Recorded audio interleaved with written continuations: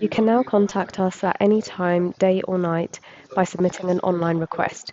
You can find the link on our website.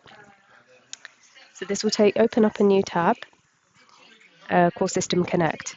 Now, the first thing you'll notice is that there's two buttons to log in through your System Online account or your NHS app account. If you do have these, then please log in this way. It's a lot faster and you can also attach images, but don't worry if you don't have an account. Just scroll down and you can still proceed. So you can make medical and admin requests.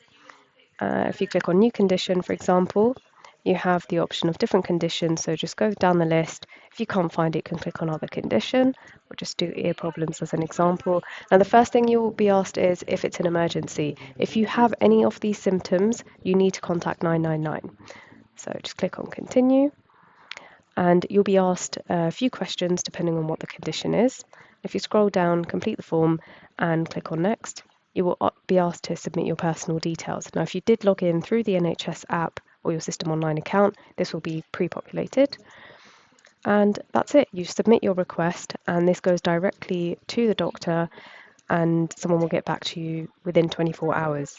It's really quick, it's secure, and a convenient way to get help when you need it, and you don't need to wait on the phones.